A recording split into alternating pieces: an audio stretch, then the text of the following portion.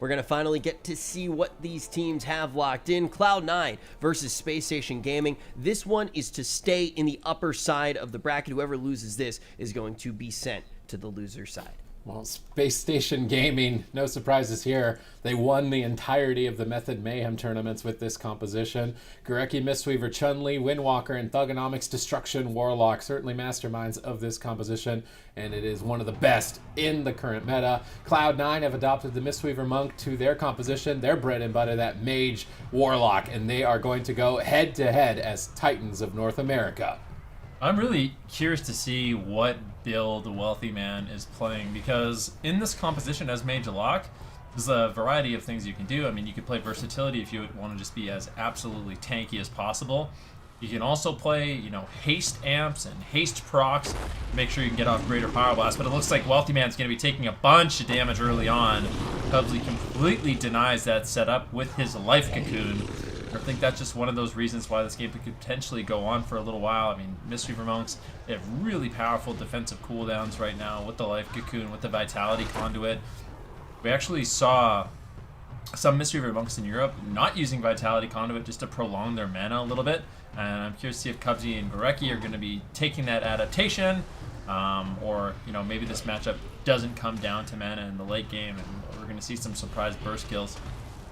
All right, Thugonomics is running Expedient, so he's going full haste with a little bit of Gushing Wounds. Cloud9, all three players are playing Verse Amps. Every single one of them max Turtle strategy. Thugonomics is really the only aggressive choice in the game right now in this game here, so let's see if his aggression is going to pay off. I definitely would say that he's one of those Destros that's not afraid to get in your face and slap some Chaos Bolts right away. Chanimal, though, has his Dark Soul active, and Thugonomics is the target. He may take 2 Chaos Bolts. This could be devastating as Gurecki is interrupted. Thugonomics is going to hide around the corner, and he might just outright die, almost being obliterated. And you can see the difference not having that versatility does. I think Wealthy Man is actually playing Reaping Flames as a major. He's trying to snipe the pet and get big Reaping Flames, and I think that's where we saw that burst come from. You can correct me if I'm wrong. I don't have the gearing in front of me. Breath of the Dying. Yeah, so Breath of the Dying is a major, and what you can do is if you can get the Fell Hunter low and then actually snipe a Reaping Flames on it, you can empower your Reaping Flames and get massive bursts. And I mean, Thugonomics, he barely survived that at like 2% health, so interesting adaptation here from Cloud9. I think the Reaping Flames is really strong, especially if you're targeting those pets and they don't expect it. And maybe they can get some surprise kills early on. I mean, just a little bit more damage, and this would have been 1-0 for Cloud9. Chanimal gets Mortal Cold away. Not going to find any damage here onto Thugonomics as he's moving forward. It's a bit surprising to see Thugonomics as the main target. You would have thought Chun-Li would be, as he's a melee DPS. He needs to go out into the midfield right now where he is attacking Wealthy Man. So a bit surprising. They maybe know that Thugonomics is a little bit soft because his cast speeds are so fast. He must be running haste. I mean, the Immolate was almost instant cast. Thugonomics going for another ward Chaos Bolt. Now trying to run away from the Greater Pyro Blast, line of sighting it. Interrupted on his Banish, but he will be able to free cast Chaos Bolts in the near future. 1 Chaos Bolt, 2 Chaos Bolts. Those are so fast with the Expedient build. Dark Soul is up. Wealthy Man's trying to control Thugonomics. Dark Soul with Polymorph, but now the Polymorphs are over. Chanimal follows up with a Fear. It's crowd control Thugonomics now or die. Chaos Bolt's being casted with Dark Soul. 1 Chaos Bolt. The second one gets Nether warded back at Thugonomics. Beautiful timing by Chanimal. Ooh, Wealthy Man in a leg sweep. 1 Chaos Bolt lands. He needs to run. That's the Drestagath as well from Chun-Li. Big burst setup there by Space Station Gaming, aka the boys. Touch of Death is now rolling. Now that there's no Temporal Shield for Wealthy Man, Chun-Li is looking to get really, really aggressive. Good backup there by Chanimal. Denies the Chaos Bolt with a nice Fear onto Thugonomics. And Wealthy Man should be completely fine with that Life Cocoon. But basically, it's a balancing act right now. You need to just use an offensive cooldown, hope your opponents over-respond in terms of their defensives, get Life Cocoon out of the way, and then, you know, when Thugonomics does manage to land a Chaos Bolt, there's not going to be those emergency cooldowns to really hold on to. Wealthy Man just slinging Greater Pyro Blast in the midfield right now. You can see Chun-Li, he's going to be using that Tank Trinket as well, which is strong. I mean, if you're a melee, he does manage to hold on. Once again, it's the Life Cocoon, the Fortifying Brew. Cubsy gets stopped on his drink, but what I was saying is that Tank Trinket is just so powerful from Nihilotha, especially if you're a melee in a matchup like this where you're kind of tanking a lot of damage in the midfield and you're susceptible to getting bursted down. Having that as a defensive option is just really strong. Oh, double leg sweep here. A bit of a mistake from Cloud9 stacking up. Double Cataclysm from Thugonomics to punish. Good follow-up damage onto Wealthy Man, but it's not, surprisingly, not taxing Cubsy's mana almost at all. Cubsy trying to roll across the map to crowd control. He gets crowd controlled himself. It's going to cost the Temporal and the Life Cocoon, although not much cost as those cooldowns are so readily available. Cubsy still crowd controlled, but no damage just yet. Gorecki snuck into a Polymorph by Wealthy Man. Greater Pyroblast being channeled here onto Gorecki, I believe. Doesn't find any damage, though. Chanimal takes a hit, down 50%. Chun-Li trying to carry the team. He's definitely going to be dealing the most amount of damage, as his damage is more guaranteed than the very slow Greater Pyroblast when you're running that versatility build. I mean, look at Wealthy Man. You're not getting that Greater Pyroblast. Spell locked by Thugonomics. Chanimal Nether wards a Chaos Bolt back to Thugonomics. Good timing there, denying some damage. Both these Mistweavers just not even spending mana. This is definitely a more dampening-oriented game. When we get deep into dampening, it's just going to be all about swings of burst damage. Who controls the Dark Souls better? And if they slip a couple Chaos Bolts through with it, you're not recovering when your healing is reduced 50%. Big push on Thugonomics. Gorecki gets crowd controlled, but the Vitality Conduit is already rolling. Unfortunately, they get double stunned. Big combustion pop here by Wealthy Man. Gorecki barely survives. Yeah, manages to hold on. Thugonomics gets interrupted as well. That was a good offensive push. Later on in dampening, that could easily result in a kill, and that's just the thing. I mean, at this point, the problem is, like, Destruction Warlocks, they have such insane burst damage, but if you respond appropriately to all of their damage and you make the right trades and you line of sight when you're supposed to, that's when the game can be prolonged for an extended period of time.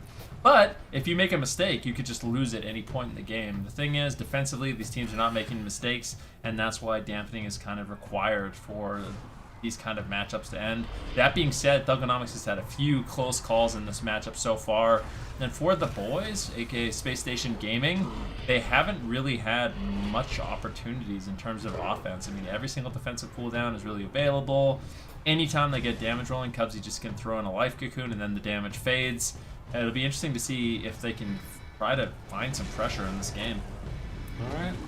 Cubsy crowd control, double stunned by Chun-Li. These leg sweeps have been beautiful. Chaos Bolts lobbed in from Thugonomics as well. Fear to follow up. Will Wealthy Man stabilize? The Vitality Conduit says he will. Nether ward by Thugonomics as he desperately hides around the corner waiting for Gorecki to heal him up, but Gorecki gets fully polymorphed. He has to trinket out of the polymorph just at a critical point in dampening where they could punish in this 2-minute window where Gorecki and Thugonomics can't escape crowd control. Big opening right now for Cloud9 with Dark Soul coming up in 14 seconds, Combustion available, and they pull Touch of Karma from Chun-Li. If you're Gorecki, you basically have to worry about all 3 members of your team dying to this Combustion push, and that is so difficult as a healer to predict which target is going to die. If it's all 3 of you, Gorecki is really going to be tested in the next coming minute in Game 1. Wealthy Man just midfield trying to get Greater Pyroblast. Manages to actually find 2 here on Thugonomics. Did he find any more? Unfortunately not. Gorecki able to easily heal through it. If you look at mana, Cubsy, Gorecki, they're just both sitting pretty. I mean, we're at 20% dampening. They're still 80% mana or higher. Now, Thugonomics with that leg sweep trying to get big burst damage on Wealthy Man. They get the Cauterize. This is looking good for Space Station Gaming. If they can get the Ice Block, it's going to be really scary here for Cloud9 and Wealthy Man. And it seems like as this game goes on, Chun-Li just sitting on Wealthy Man is definitely good pressure for their team. Oh, Thugonomics got a nice Nether ward on a Greater Pyroblast. Cubsy had the Life Cocoon. And Cloud9, they're struggling a bit to get to their win condition. They're not really taking advantage of that Gladius Medallion timing. Finally there, Counterspell, Fear on Chun-Li, all 3 members of Space Station Gaming under full control, and Thugonomics is going to respect that situation. Trade on ending resolve, but Chun-Li is still out in deep water, midfield, against the 2 wizard masterminds of Cloud9. Gorecki is going to save him with his trusty, handy Life Cocoon. And he's going to stay in the game and play aggressive. They survived the Combustion Dark Soul window timing. Now it's their turn to throttle up. Will they get their pressure out during this time? Nether ward active. Did it hit the Greater Pyro? Yep, it did. Straight back to Wealthy Man. Didn't actually do any damage, surprisingly. Wealthy Man getting bursted. Thugonomics is pushing across midfield into Cloud9 territory. This is dangerous moves from Thugonomic. Definitely is. Thugonomics, if he gets too overconfident, it's going to be really scary for him. I think Wealthy Man Chanimal, Thugonomics is definitely the main target they would like to go after. So when Thugonomics kind of sits at the pillar, they have no choice but to go after Chun-Li. But Thugonomics makes it too easy. for them to attack him, he's definitely going to fall on this match. So a balancing act with Thugonomics when he can push in, when he cannot. So far, so good. I mean, Wealthy Man getting bursted down with no cauterize. This is the Ice Blocker death. Do they have the damage? Temporal Shield. No Battle Masters available with big heals from Cubsy. What a scary situation. 30% dampening. Wealthy Man, I mean, if there's a Drestagath coming, that could have been the end of the game. And that's what makes it so scary to play against Windwalker Monks that are using that trinket, stacking versatility to empower its damage. Just at any moment take you out. With no cauterize, you got to be feeling a little bit scared. 32% dampening. I mean, how far do you think we're going here, Sid? You want to play the dampening guess game? Probably Yep. 50%. I think 50, 55%. Ooh, maybe not. Chun-Li, Fortifying Brew, does use the Nihilotha tank trinket as well. And Lingering Psychic Shell. Fort Brew, it's big damage. Greater Power Blast doesn't care about Fortifying Brew. In fact, it makes it do more damage because it's percentage based. Touch of Karma now rolling for Chun-Li. He's burning through his defensives quite quickly, and this could be scary for Chun-Li as well. I mean, when Expel Harm isn't nearly as strong, all of a sudden Chun-Li, he can't be feeling nearly as confident. He trades out his Trinket, Combustion, everything on Chun-Li. He uses the Fuse Magic, but he might just outright die.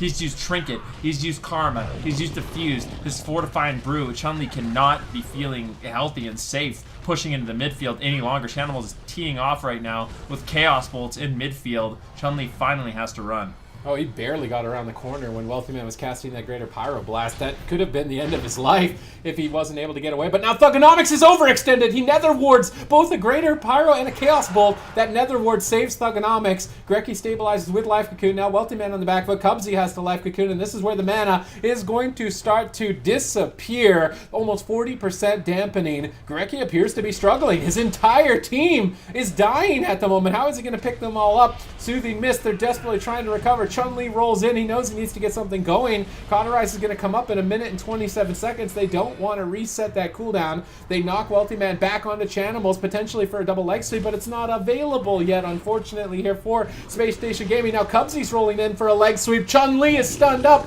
No Life Cocoon for some time and no Karma, but Vitality Conduit and the Lingering Psychic Shell should be enough. Wealthy Man now Vitality Conduit. Both teams trading cooldown after cooldown. Thugonomics Polymorph to trying to stop some of his pressure. Touch of Death is available for Chun-Li. He wants to get that rolling as soon as possible. He's waiting for the Temporal. He swaps back over to Chanimal, stunning him up as he is the closest wizard, looking to try and make sure that Grecki doesn't need to overextend. Grecki rolls out to paralyze the mage, but he gets feared and punished on that push. Now while he's crowd controlled, this could be dangerous, but at the same time, Chun-Li doesn't seem to care. He's just going for the Touch of Death. Who is going to die first as we get closer and closer to that 50% dampening mark? Touch of Death explodes.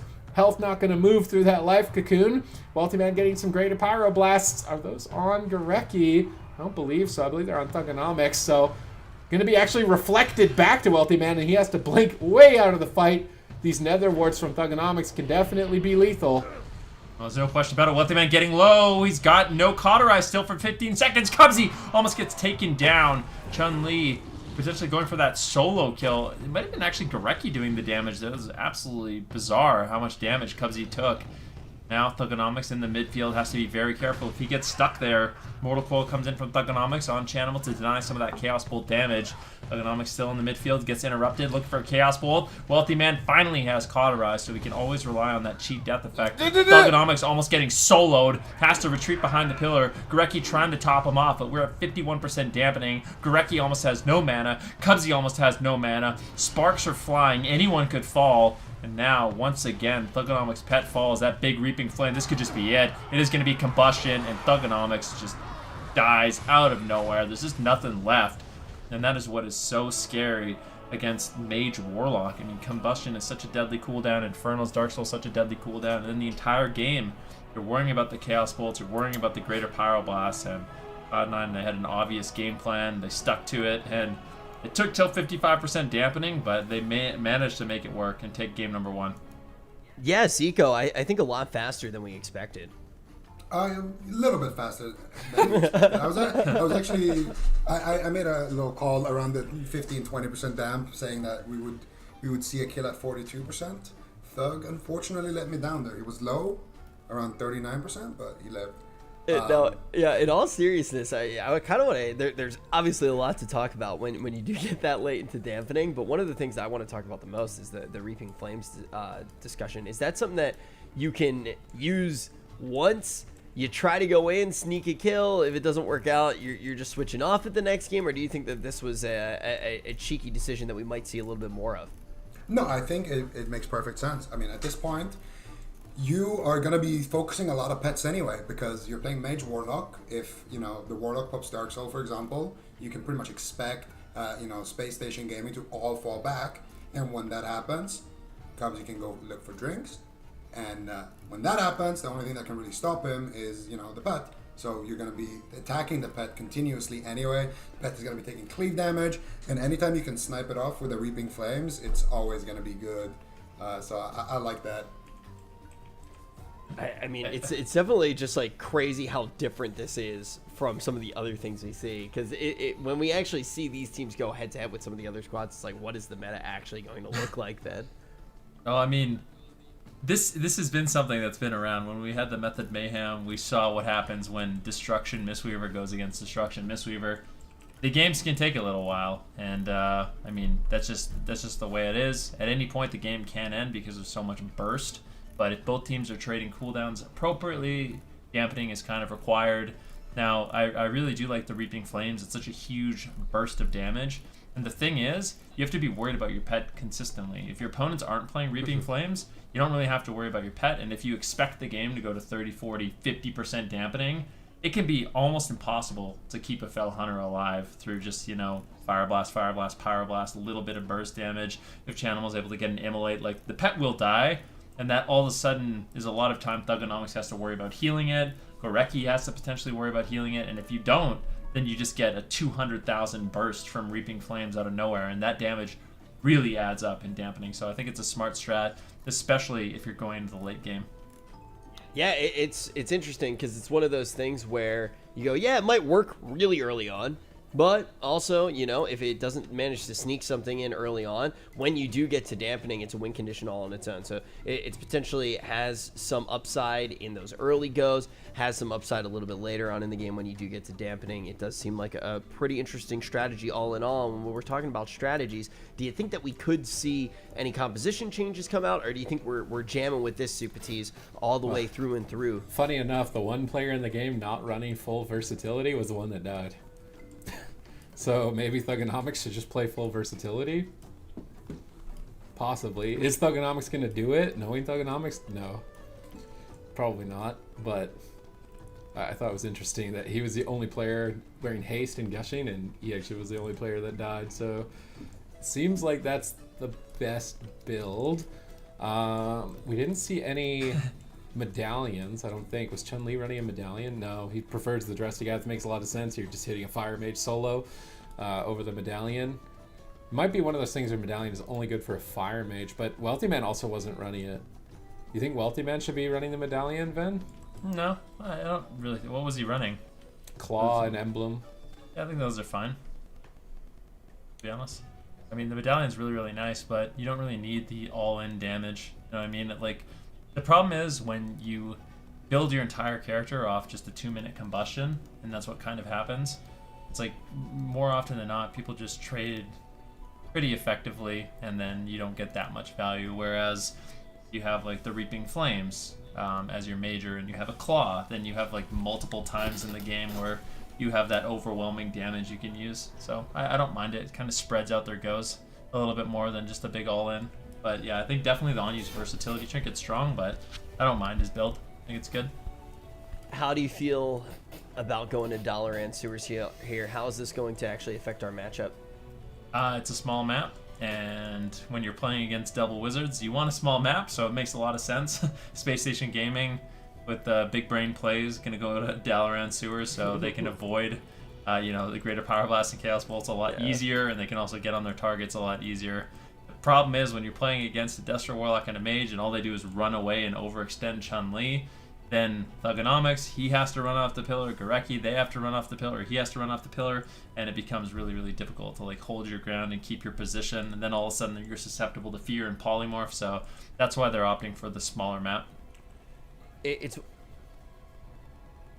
Yeah, so I think there are a lot of things to keep in mind with something like that. And Zico, another thing that I do want to say, for this game. it's kind of a weird phenomena that happens when we do go to those deep dampening games, is you kind of get more information than sometimes you would get in a series that goes maybe even 4 games, right? Because you just get to see more of the goes, you get to see stuff that is a lot more stable, and then ultimately when you do get to dampening, you see whose win condition does seem like it's going to get more wins. I feel like after watching that first game, you can make a pretty solid prediction. Who do you think is going to be able to take this series? I think we're going to have a Game 5 series going in favor of Cloud9, maybe 3-1 or 3-2. And I think what you're saying is completely spot on. I mean, when you have these games that, drag out, it's not only that you kind of get to see how they play the comp and everything, but you also get to see some of the player tendencies, what they like to do, when they like to run, when they like to get aggressive, and kind of punish that. So you definitely learn a lot from these games.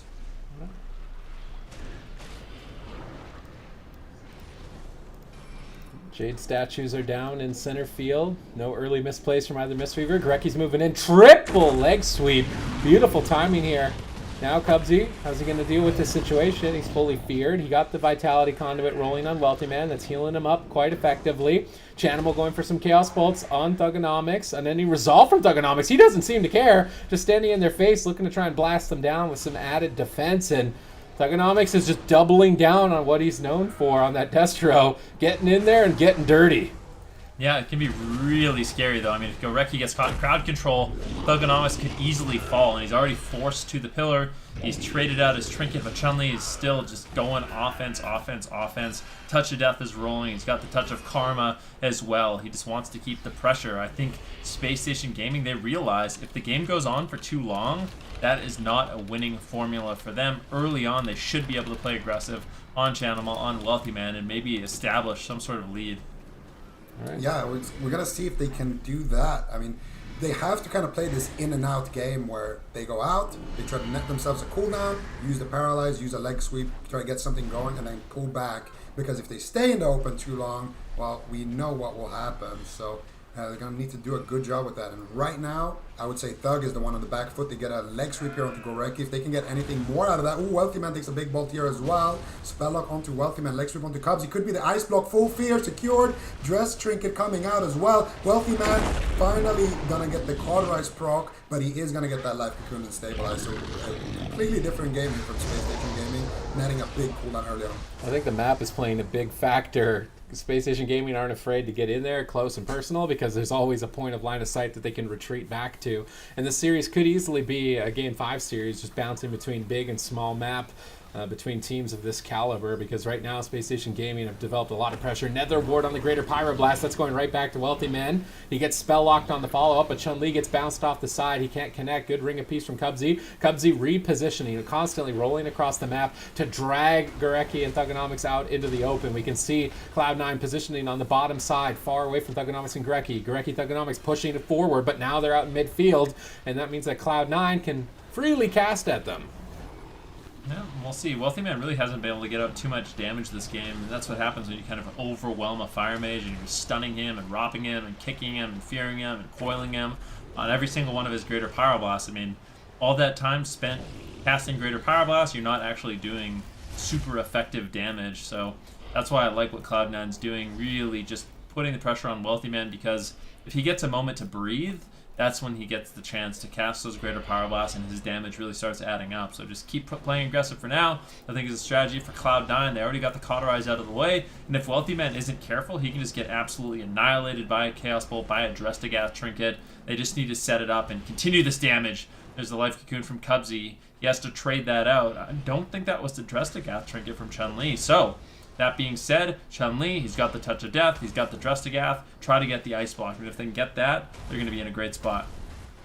If they can just paralyze Cubsy and get another leg sweep on him like the last time, they could easily force the ice block here. There's a great opening, no life cocoon for a long time, like you mentioned. Chun-Li has all of his offense. There it is, full touch of death. There's the leg sweep, there's the paralyze, full leg sweep now onto Cubsy as well. Wealthy Man, immediate ice block. I like that. That touch of death was going to do massive damage. There's the threat of the dress trinket as well. But the problem is now the dress trinket is still in Chun's back pocket. So the next attack could potentially force out the life cocoon just because of that trinket. And then when Thug gets his, the offensive cooldowns back, he could potentially even secure the game. Right now, Space Station Gaming in a massive lead. All right, let's see if they can keep that lead. They're very close to victory. The next stun lock on Wealthy Man could be it, as Cubsy is relentless and won't be able to escape a fear if Spacestation Gaming execute correctly. But Chun-Li is the one being engaged on. Big pop-off by Wealthy Man. Immediately answered, though, with the Diffuse Magic. Chun-Li going to take no damage from that combustion. Good setup, but equally good denial. Now Chun-Li abandoned, polymorphed away. Thugonomics targeted down. He's going to line of sight upstairs. Try to utilize this line of sight of the balcony from Wealthy Man's Greater Pyros, but he actually still took 2 Greater Pyros. Big hit. Gorecki just instantly heals him back to full. Now Wealthy Man is in trouble. Cubsy is crowd controlled. He breaks out of the stun with every man for himself. He connects the life cocoon and he survives another chain, but he won't have every man for himself for the next one. Dark Soul is available, but Thugonomics needs to retreat back for a moment. Gets life cocoon posted up towards the boxes. Line of sight in the Greater Pyros if they're on him, but they're actually on Chun-Li. Cloud9 mixing up their targeting. Touch of Karma going to redirect the swap to him, but they actually just bust through the Touch of Karma. As we see Monks rolling off the side of the map. Thugonomics setting up with fears on Wealthy Man, maybe trying to pull him into a bad position. Unfortunately, those fears actually just fearing Wealthy Man back to the pillar. They swap to Chanimals for a moment, potentially trying to bait some heals and switch the Jade statue target before going after the Mage. Very interesting strategy here from Spacestation Gaming, considering how close they are to actually killing Wealthy Man. Yeah, I mean, Wealthy Man definitely feeling very vulnerable right now with no Ice Block and no Cauterize. There's no doubt about that. Chun-Li with his Touch of Death, Thugonomics with Infernals, with Dark Soul. Things are shaping up quite nicely here for Space Station Gaming as long as they can execute and continue this offensive push. But Wealthy Man, I think he realizes how much trouble he's in. He's playing a lot more defensive. He's not planting. There's the Touch of Death, preemptive Vitality Conduit from Cubsy on the Paralyze, on the leg sweep. Really nicely done. That might be enough to keep Wealthy Man alive, but there is a huge hit of damage. It gets completely negated by the Life Cocoon of Cubsy. Cubsy with the preemptive Vitality Conduit, the preemptive Life Cocoon. Wealthy Man, you really, I guess you didn't, you wouldn't expect how much danger he was really in, but you know, the Mistweaver utility kept him alive, kept him healthy, and in fact, he didn't even take any damage. Yeah, that was super, super solid defense from Cubsy. This is the things that he has to do. He has to anticipate instant crowd control, and the best way to do that is you can see how Cubsy is positioning right now behind the pillar. He always tries to line the guy that's trying to insta CC him. In this case, you know, it might be Chun, it might be Thug, and when he does that, he can kind of just reposition, get a global out as he gets paralyzed, as he gets feared, and usually that would be enough to keep the mage alive if he can get that Vitality Conduit going. So if Cubsy can keep Wealthy Man alive for a little bit longer, he should have his Ice Block back, already has his Cauterize back, and that massive lead that Space Station had is slowly withering away, and now you know, the dampening is going to really start kicking in, and at that point the tide is going to shift in Cloud9's favor. Space Station Gaming needs to get aggressive and try to force out more defense as soon as possible, otherwise Wealthy Man can start being aggressive. Are we going to get to that 50% dampening mark as we did in game number 1? We're getting pretty close at this point. Thugonomics getting blasted by Chanimal, but immediately healed back by Gorecki's Mistweaver Monk. Greater Pyro cast by Wealthy Man. Thugonomics jumps off the side. Wealthy Man tries to blink in line of sight. Unfortunately, not close enough. And Thugonomics' little maneuver is going to avoid a Greater Pyro Blast. He restabilizes from the Vitality Conduit. Goes for a double Mortal Coil into a Fear onto Chanimal, setting him up out in the open if they want to switch targets. Chun-Li going after Cubsy. Cubsy rolling away. Is Chun-Li going to actually commit to this on Cubsy? Cubsy knocks him away with the Crackling Jade, but he gets paralyzed. Pops the Storm, Earth, and Fire. Big boom here from Chun-Li. Gorecki rolls up for a double stun. Is Cubsy just going to outright die? Nope, makes it to the Life Cocoon. Rolling back out into midfield, but I do like that Chun-Li is keeping things spicy. That was his every man for himself. Yeah, so, I mean, getting the every man for himself out of the way, definitely a nice little victory. I mean, Chun-Li and Thugonomics, they can look to make more swaps onto Cubsy. Without that stun break, it can definitely be devastating. You have 2 leg sweeps, a Mortal Coil to really set that up, and unless Chanimal and Wealthy Man are there to back him up, it could just be lights out. Now Touch of Death is rolling on Chanimal right now. There's no Life Cocoon to heal through this damage, but doesn't look like it's going to be bursting down Chanimal too much. 25% dampening. Cubsy's still able to handle the damage reduction so far. Wealthy Man now getting bursted. And it does seem like Space Station Gaming, they're kind of heating up in this series. I'm not sure if it's just the map or, you know, they're getting a little bit more comfortable with this matchup, but things are definitely looking better for them. Wealthy Man casting Greater Power Blast gets interrupted. Chanimal just throwing in the Chaos Bolts, but a Life Cocoon from Gorecki onto Chun-Li completely negates that attempt. Yeah, we're gonna see now another attack being launched here. Sheep onto Gorecki. Thug gonna respect it, immediately using that unending resolve right there. Chun-Li taking a little bit of that leftover damage here. And Thug got knocked kind of out of position. He's gonna have to walk all the way around with that Dark Soul active. Now he's looking for a Dark Soul Fear, potentially trying to line up a Chaos Bolt. Sean now going super aggressive here, using that Dress Trinket, trying to get a little bit of pressure going here back onto the Warlock here, but Chanimal just not really taking much damage here. Gushing Wounds is going to be on him, but he just dishes out the Fears here. Fears the Fist of Fury, Paralyze onto Cubsy, into a full Fear here, and now all of a sudden, Chanimal could be in a little bit of trouble here, but Cubsy is going to come out of that. He does have his Life Cocoon, should be able to keep Chanimal alive. He's actually trying to hold on to it, just faking out the counterspell of Wealthy Man, Thugonomics, sorry, and trying to just keep him alive that way.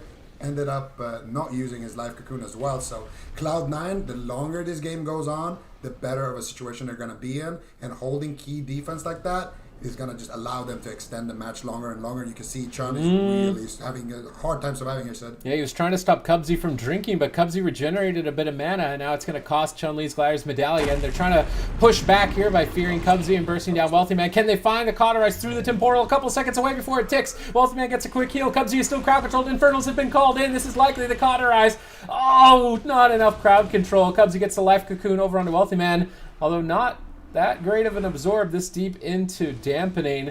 I just wanted to compliment the positioning from Space Station Gaming as they're playing this upper box quite effectively, always on the edge. So whenever a cast like a Greater Pyroblast is about to finish, they just jump off the side, or they're close enough to a box to line of sight it. They're playing the map expertly. Look at this Ring of Peace, preventing Cubsy from getting back upstairs. He has to reposition far on the bottom side to try and heal Wealthy Man up, but this damage is quite crazy deep into dampening. Temporal going to go off, and now a Ring of Peace blocks Wealthy Man's retreat. He can't line of sight Thugonomics. Two beefy Chaos Bolts flying through the skies. Thugonomics looking for a third one as soon as possible to lob out. Chanimal tries to support Wealthy Man, fearing Chun-Li away. The support appears to be good enough, but while Cloud9 were pinned down, Gorecki drank to full mana. Ooh, Wealthy Man caught into a stun. Big burst, but Chun-Li, he gets stunned. Out of line of sight. Unfortunately, gets the Life Cocoon by Gorecki, and that's going to keep him alive. Cloud9 definitely was looking to capitalize on Chun-Li's positioning, but with good backup from his team, he does manage to stay alive. Thugonomics getting a little bit low right now as well. We're at 44% dampening. The last map concluded at 54% dampening, so could ramp up a little bit higher, but this is when the Mistweaver Monks start burning through their mana really quickly to keep their teammates alive. And I would say right now, it looks like Cloud9 actually has a little bit of an advantage here. In this matchup. As the game progresses, it's going to be difficult for Chun-Li to push in, keep himself nice and healthy with his Expel Harm. His healing gets lowered further and further. And Wealthy Man, with his combustions, can cause a lot of pressure in the late game. Yeah, and this positioning from Cloud9 is making it very annoying for Chun-Li because he has to line of sight his healer to go behind the pillar, but all of a sudden, Thug taking a massive hit. Gorecki going to use that Life Cocoon, and he should be able to keep him alive, but now Chun just got his Touch of Karma back. He might actually have to use it right away. Chaos Bolt connects to him by Chanimal. Not big enough, though. And another Greater Pyro. He's going to use that Touch of Karma on it and try to get aggressive. Wealthy Man looking for polymorphs on that. Chanimal now taking big damage. He's going to use his Gladiator's Medallion. Full counterspell security on Cubsy. Chanimal could just go down here, get stunned up. Do they have the damage? No Life Cocoon available. Chanimal using that Healthstone, ducking behind the pillar. Full fear security onto Cubsy. Wealthy Man trying to turn the tide around onto Thug. Gets a big hit there, but it should be fine for now. On Cloud9, Cubsy has a lot of work to do, but I think they should be able to stabilize. Chun-Li is trying to finish this game. It could be a triple kill if Thugonomics is able to get back online. Gorecki is rolling up, looking for a stun. Cubsy gets spell locked. Perfect timing by Thugonomics, and this aggressive playstyle on Dalaran Sewers is looking like it's going to net them a point. How is Cubsy going to recover at 53% dampening? They're desperate. They're polymorphing the Windwalker. They're trying to get a kill on Thugonomics, even with basically nothing left. Cubsy pulls his teammates back from the brink. Now he needs to pick himself back up. He rolls in aggressively and says, okay, we're going to have to get a kill because I don't have mana to do this. Stun onto 2 targets. Thugonomics trades out. Netherward on any resolve. Wealthy Man, Ring of Peace hits, but he actually is able to blink out before being knocked out of line of sight. Mana has now been tapped almost completely on both sides despite the drinks. Chanimal has Dark Soul up. They need to be careful. Are they just going to run away from him? Chun-Li is polymorphed. He can't move. Thugonomics is going on top of Cubsy during Dark Soul. Scary Chaos Bolt connects. Thugonomics wraps around the boxes. Greki picks him up with the Vitality Conduit, but now into a Paralyze. Ring of Frost is going to lock them behind the pillar. Double Infernal. Huge pressure from Cloud9. And Cubsy keeps his team together to get the kill onto Thugonomics. Chun-Li is still trying to push for a kill on Chanimal, but I think that it is unlikely. Touch of Death. If this Touch of Death doesn't kill, there's no way. He's trying to push for it. Life Cocoon's up. Chips press it. He presses it. Touch of Death not going to kill through that. Great hold by Cubsy, being so far behind and then pushing for the win. I mean, that was truly a fantastic game. I mean, one of the things is getting into this dampening consistently, as we talked about. You're really just seeing so much of what these players do have to offer. But Zico, break down what basically did happen in this matchup so we can start to predict what we think is going to happen in this series overall now that Cloud9 gets themselves on match point. Well, this is, arguably the best map here for Space Station Gaming, and they just lost on it. Like right now, in terms of just looking at the entire series, it's not looking great. I mean, they could go to, for example, Blade's Edge next game and play out a game there, win, and even if they do that and win that game, they're still going to have to win a game on Tolvir or on Asha mains, and that's going to be extremely tough. But I like their strategy, Space Station Gaming. They played a lot more aggressive early on, looking for opportunities, going for the mage. And, I mean, here at the end, I feel like dampening just kind of ramped up a little too high. They got that big damage set up, just with the mage kind of passive damage in the end.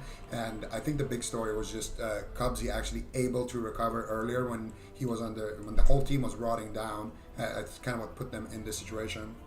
So you kind of feel like we're at the spot here where the maps are just kind of seal the fate of Space Station?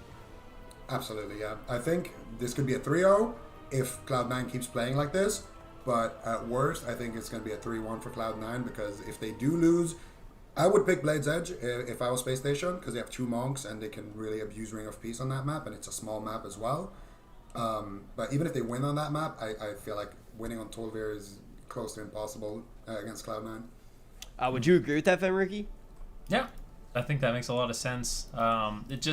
This matchup seems to be coming down to just getting to a point in the game where the consistent, unavoidable damage of Wealthy Man really starts adding up. I mean, as a Fire Mage, if you can just Fire Blast, you get a free Pyroblast, and just doing that consistently later on in the game, it becomes really, really taxing on a healer's mana, and also it's just really good pressure. And if Thugonomics has to run and hide, if Chun-Li have to run and hide, just from those little micro damages that is coming out, let alone, a greater Power Blast sneaking in, all of a sudden the tide of battle really shifts, and Thugonomics has to run and hide, and he just gets caught in a spot where there's just no healing left, there's no cooldowns, he slightly overstays his welcome, and it's really hard to recover. And I mean, that's what we're seeing the last 2 games. And it just seems to me that Space Station, they have to play really risky. Like, they need to be risky. They need to try to win the game before it gets to 50% dampening. If they can't, then I think they're going to be in a really rough spot. I want to go big picture for a second as well. I do want to ask, when we look at these 2 teams and what they offer, how they actually fit in to the entire picture of this meta and the entire picture of this tournament, because we do know whoever does win this goes on to play against Method Orange. Whoever loses this ends up playing against Turtle in the lower bracket, where they'll face elimination, and they have the potential to cruise on back up to the open bracket if they have the ability to take down the likes of Turtle, Rudimentary, and Kawhi, the teams that currently do wait there, the 3 teams who are waiting to see who's going to be able to come out on top of this series. Who do you think has the best place in this meta? Like, when we look at Cloud9 and when we look at Space Station, because when we talked about these teams, Sid, it seemed like there was a clear favorite in the online tournaments that had happened in the break of the AWC, right? We have a break since November. BlizzCon's the last time we've actually had an AWC tournament. So the Method Mayhems are really the only lens that we get into these squads, and it seemed like we had a clear favorite there. Yeah, the big change for Cloud9 was switching from Druid to Mistweaver meta. All last year they were dominating with Druid, and Druid was the best healer. Druid is now not the best healer. I'm trying to think of good situations for it. There's not many, if any.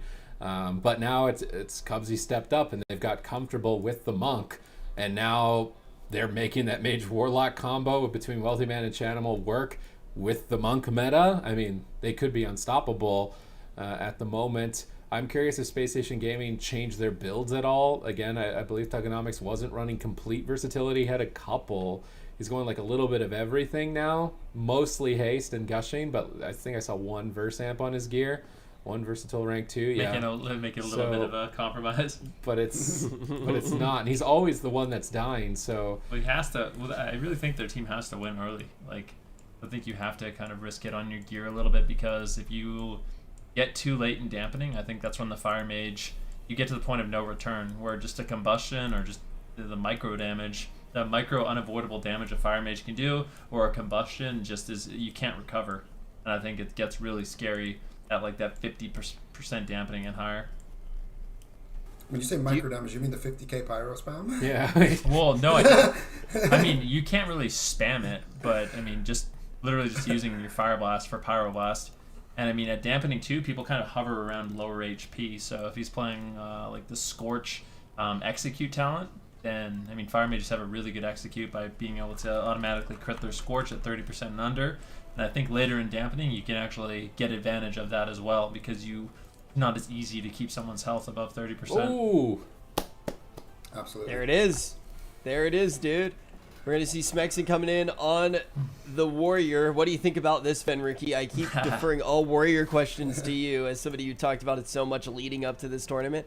What do you think of it actually coming in with their backs against the wall in this series? I don't know. I think at this point for Space Station Gaming, they got to try something new. Smexon is going to provide a lot of consistent damage. I would say a little bit less burst damage than Chun-Li on the Windwalker Monk, but this might allow them to get, more in the face of Cloud9. I'm not convinced that this is going to be better, but it is certainly different, and it might work out a little bit better for them. I mean, Blackrook hold a very small map. The Arms Warrior has Spell Reflect as well. It's a great utility to avoid damage and kind of redirect that damage back to Cloud9 when they're getting overzealous with their burst. But yeah, I like that they're changing their comp. If this is better, I'm not sure, but we'll have to see. Zico, do you think that this is better?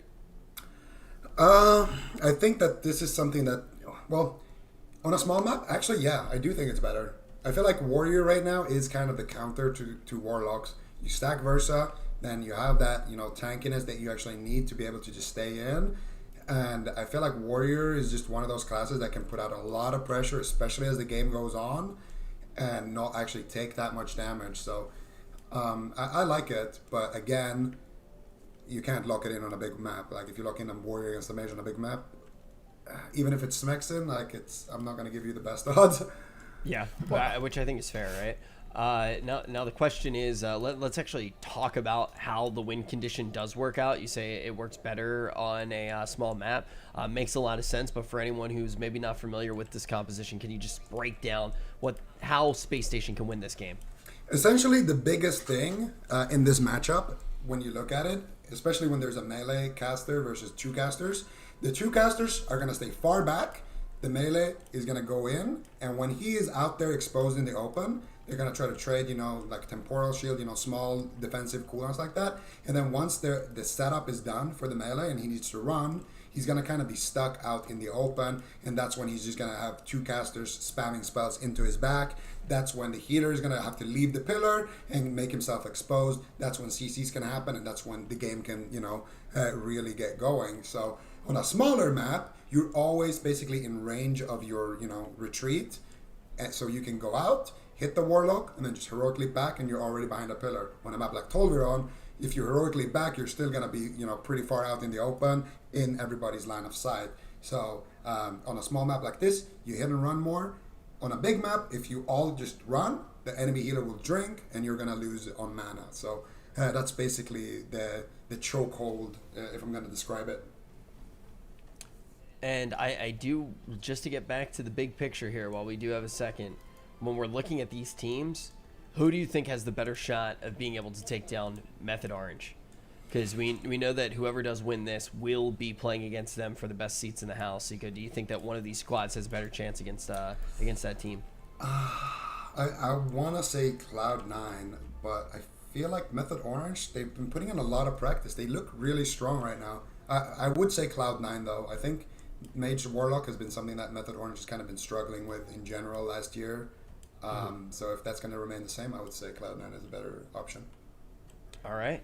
Now that we have that all in mind, we are getting ready for this one. I do want to let you all know, if you are just tuning in, this is how the day is going to look. We're going to look at this matchup, and once this is solved, we're going to know our 4 teams in the lower side of the bracket. Then we're actually going to play out 2 more matches.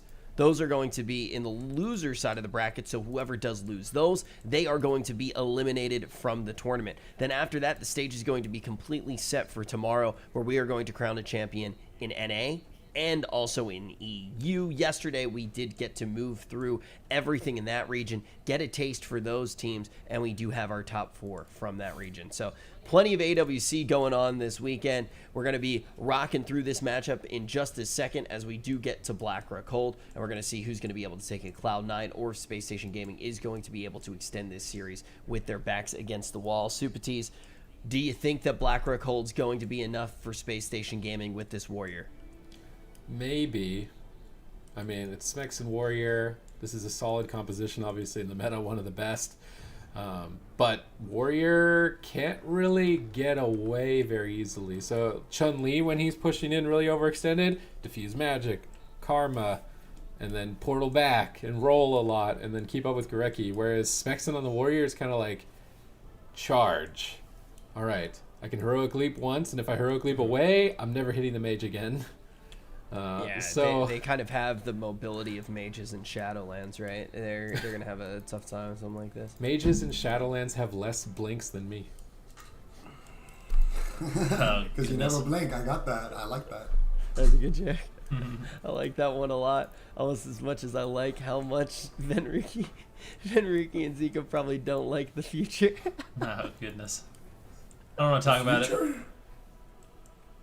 What'd you say, Zika? The future? Yeah, when you lose. Oh, like, right, Shadowlands. Yes. Yeah. It definitely is going to be a lot of fun to get to see how mages do adapt to something like that. But it's also going to be fun to get to see this matchup. I do want to let everyone at home know the reason that we haven't jumped right into this game is because the teams opted into using a little bit of their time that they do have. They have like timeout time where they can actually talk about what they do want to do in the matchup. They're going to be ready pretty soon, though. I'm pretty sure that they've run down the clock on that, and then we're going to be able to hop right into the matchup and figure out if we are going to be seeing Cloud9 move forward or if the series will get extended just a little bit more here. But Warlocks, this is kind of us getting to see them come out in full force in NA. When we look overall at how strong of a class that they really are, Supatis, it does seem like it is going to be a spec that we're going to have to be familiar with for quite some time. Yeah, I mean, it's just solid with the verse amps, right? In defensive stance, you're already taking 20% less damage.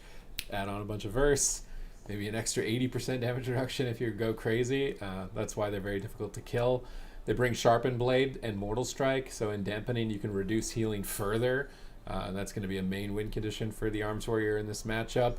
They do have some defensive utility with the Spell Reflect, potentially the War Banner to reduce some crowd control. Another spec that I was wondering if we're going to see from Smexen maybe on a large map. The only problem would be Rogue Mage, which Cloud9 can play, but they could run Ellie Warlock and try and out-wizard the wizards, because historically Ellie Shamans have done a bit better than mages in the wizard mirrors because their damage is more immediate, instant cast, they can line of sight while doing it. I'm wondering why. I feel like Spacestation Gaming could have had an opportunity here to pick Tolvaron and then try and out-wizard them and take the Tolvaron arena away from Cloud9 for the rest of the series. Yeah, I actually, I was... That was very well stated. I was asking a question about Warlocks, I thought. I think I was so distracted by the Warrior that I said Warrior. But you said something I didn't even know I needed to hear, and I definitely did. But I do want to talk about Warlocks just a little bit and kind of what their place is in the meta and how they're really defining the meta, Venriki.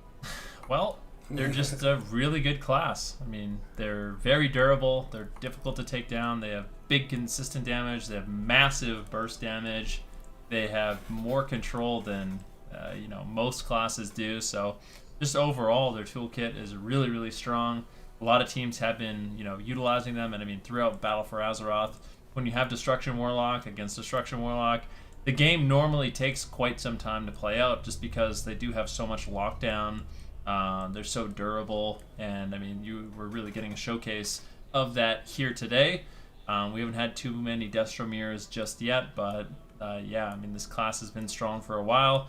Now, obviously, if you're someone like Chanimal, you're someone like Thugonomics, who's been playing Destro, who's been playing Warlock quite a bit, this is definitely... You've been happy in Battle for Azeroth, there's no question about it. Both of them have been implementing this specialization for quite some time, and it's been working out well for them. Yeah, Warlock's definitely had some dark days, but these are not those. We're going to be jumping into the game now. Cloud9 leads by 2, trying to send down Spacestation back into orbit and send them into the lower bracket. Is it really orbit if it's the lower bracket? Take them out of orbit and send them down to the lower bracket? Spexin charging in immediately onto Wealthy Man. Greater Pyroblast going to be a big threat, and he wants to make sure that he can disrupt it as much as possible, but currently no pummel available. Leaping over for a double intimidating shout. Beautiful placement. Stormbolt secured. Gorecki rolls in, gets follow-up. Will Wealthy Man get chopped up here during the push? Cubsy is still crowd controlled. They're pushing through a temporal shield, which healed Wealthy Man for quite a bit. Double Shadow Fury from Chanimal, and they are now leaving Chanimal open as he goes in and around the corner of the room. Gets double mortal coiled. Big push here from Smexin. You can tell that he's ready. He was waiting on the bench, but he's looking warmed up. Yeah, I mean, let's see what he can get done in this matchup. So far, so good. You talked a little bit about the recovery of an Arms Warrior, and I think it's something to definitely mention. You know, when we see someone like Chun-Li on the Windwalker Monk get bursted down low, he has these defensive cooldowns that he can use to survive and recover. The problem is with the Arms Warrior, I mean, you're very durable throughout the entire game, but if you slip up just a little bit and you fall behind, sometimes you can get punished and you can actually just die through your defensive cooldown. So for Smexin, he has to do a really good job. Right now, Wealthy Man's actually using his combustion with an interrupt on Gorecki into a Dragon's Breath. Does he get the sheep? Does manage to get it, but it was War Banner by Smexin, and you can see Smexin on that Warrior is getting punished quite heavily. Gorecki does manage to connect his essence to keep him up and healthy, so Smexin will survive, but that was kind of a close call early on for Spacestation Gaming. Yeah, but he was able to hold on to his Die by the Sword. He's playing the short cooldown, Rallying Cry as well. That's what gave him that little extra boost of health. He's playing Spell Reflect. He has the Heroic Leap as well. So I feel like Smexin, if he just uses his toolkit to its full potential, he's going to be fine. And I like what he's doing so far. Go after the mage, shut down crowd control, pressure the mage to just get out of your face, and then later in dampening, swap over onto Chanimal. He's not going to be kiting you. You're going to have a lot of uptime there, and at that point, you can still, you know, kind of work your way around with those greater Pyroblasts, try to shut them down, try to interrupt them, try to Spell Reflect some of them while you're on Chanimal. I think that's going to be a winning recipe here for Spacestation Gaming, but like you said, a single misstep by Smexin and he is just going to get erased. Smexin charging in onto Wealthy Man, looking unafraid here. Vitality Conduit from Cubsy will sustain him for no mana whatsoever.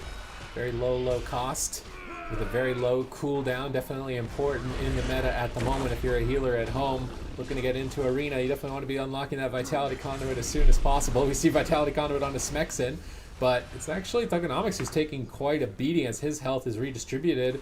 Curious to see if Cloud9 swap targets. We saw one Chaos Bolt lobbed out by Chanimal. Combustion is popped. Smexin leaps out of there immediately, but Thugonomics is pinned by the Ring of Peace. Big connect there. Potentially. No damage whatsoever. Thugonomics going to hide on the backside of Swifty's skateboard ramp. Gorecki picks him up, and now Smexin will charge back in. The combustion is over. The Dark Soul is done, and it is time to get some work done on this Mage Wealthy Man. Yeah, putting in some good damage on Wealthy Man right now. Cubsy moves in, tries to go for the double leg sweep. Smexin avoids it. Nicely done by Smexin. Good positioning. Cubsy unable to land that double stun. Now Polymorph on Smexin as Thugonomics appears to be the target of choice. He needs to run and hide, and that's one thing we've seen from Smexin or from Thugonomics in this matchup. Is he's been a lot more afraid than we normally see him. The Mage Warlock can really punish you if you get interrupted as Thugonomics. Then you can't fear, you can't use your Spell Reflect, you can't use your Coil, and that's your main defense. So Wealthy Man and Chanimal having that constant threat of a counterspell, a spell lock, really makes Thugonomics a little bit weary when deciding to push off the pillar. Yeah, we're going to see if they can pick their moments there. Right now, Smexin, once again, charging in, going for Wealthy Man.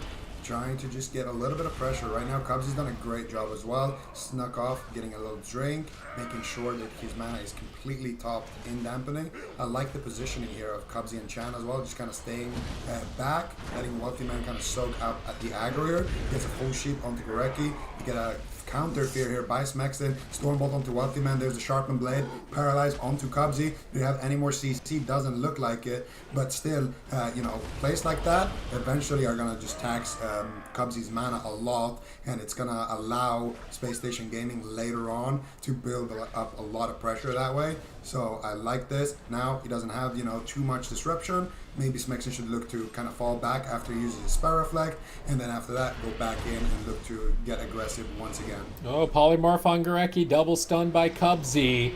Combustion gets popped, and Wealthy Man's gunning for a kill. Who's going to die? Thugonomics is the target at the moment, but he's hiding back behind the ramp. Smexton now the only overextended team member. They're going to go after him, try and punish him a bit. His Eye of Corruption proccing at a little bit of an inopportune time there, adding a bit of extra damage, but Gorecki more than ready, picking the entire team up. Thugonomics now popping his Dark Soul. What's he going to get done with this? Looking to Fear Chanimal, bait interrupts and trying to get a Chaos Bolt. Gets Mortal Coiled away. Chanimal just knocking Thugonomics around, denying his Dark Soul at the moment. They paralyze Chanimal. They're desperate. They're trying to deny his response with the Dark Soul. Smexton's running. His healer's polymorphed. His Warlock is stunned. Chaos Bolts are flying in from the right side onto Thugonomics. Drain life to max out the damage as well as Thugonomics retreats. But Gorecki slips in that life. Cocoon Thugonomics will be okay. Smexton now charging forward. Space Station Gaming going after Wealthy Man. Spell reflecting back the Chaos Bolt, pummeling the Greater Pyroblast. Good coordination from Smexton, denying both casters simultaneously. Ooh. And Gorecki gets interrupted. Smexton's still in some trouble. He goes for the double Intimidating Shout. A bit defensive there. Has to run away. And I fear, I mean, at this point in the game, at 7% dampening, Smexton has had to play quite defensive. And I feel like that's just going to get worse and worse as the game goes on. Doesn't have those same cooldowns like Touch of Karma, the Diffuse Magic, which allow him to continue to play really aggressive in the matchup. I mean, this is looking really good for Cloud9 at this point of the game. Maybe, as dampening goes up, Smexton can try to go after Chanimal, but, I mean, just leaving Wealthy Man open as a Fire Mage, just spamming out the Greater Pyroblast. It appears Cloud9, with this strategy of just stacking versatility, going as deep into dampening as you can, it is really difficult for a healer to deal with, and it's difficult to really take someone down. I mean, when Wealthy Man and Chanimal are in trouble, they can just spam out Polymorphs, they can spam out Fear, and they can live a really long time and kind of bring it to that point in dampening, that long game that they really love and enjoy. So, I mean, for Space Station Gaming, I still feel like they need to take risks. They need to push in, get really aggressive if they want to have any chance of winning this series.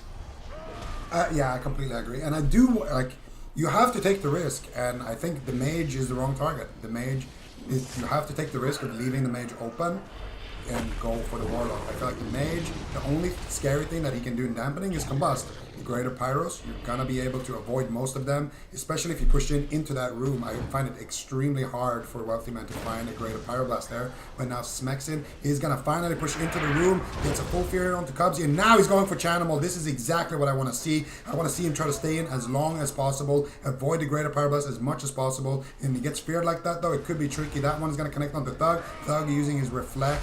Actually line of sight of that Chaos Bolt, so he didn't quite need to use it there. And now Smexton stand up in the room, Greater Pyroblast coming out. He does have his Reflect, and that's why he's staying in here. He gets the Life Cocoon. He's still holding on to that Reflect, and now they need to get aggressive with that cooldown. They need to get some counter pressure, counter spell secured here onto Gorecki. Thug could just get erased here, Sid. Yeah, let's see if they can finish the job here. Clean sweep, Space Station Gaming. They do get denied. Gorecki pulls the team back from the brink. 20% dampening. We're getting close to that 50% mark. Smexton's damage looking lethal at the moment. Life Cocoon on Wealthy Man. Smexton switches targets. He War Banners the Fear on his healer, reducing the crowd control duration. Well-timed War Banner. Thugonomics now setting up. His Dark Soul up in 50. Not too soon, and Chanimal actually has his active. Chaos Bolt being casted. He's trying to fake cast the pummel. He gets Mortal Coiled by Thugonomics. Thugonomics shutting down this Dark Soul quite effectively with the spell lock now on the Chaos Bolt. Both these Warlocks, top-notch, kings of their class, you could say, and you can tell when they're going head-to-head. They know exactly when to shut each other down. Ooh.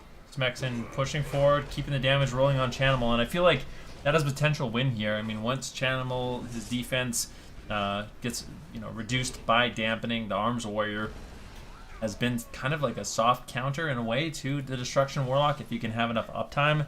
The problem is I just fear that they can't get off Wealthy Man at any point in the game. Right now, though, Wealthy Man getting a little bit low. Smexon's damage really starting to add up. Thugonomics trying to set him up. Wealthy Man, this could easily be his cauterized. Cubsy does manage to get in line of sight, get the Life Cocoon, and ultimately it will be Wealthy Man who holds on to that precious cauterize, which is just, it's so important to your defense. All of a sudden you don't have to worry about just getting one shot out of nowhere, and it gives you a lot of confidence on that Fire Mage. Smexon actually preemptively using his Spell Reflect on that leg sweep. Very nicely done.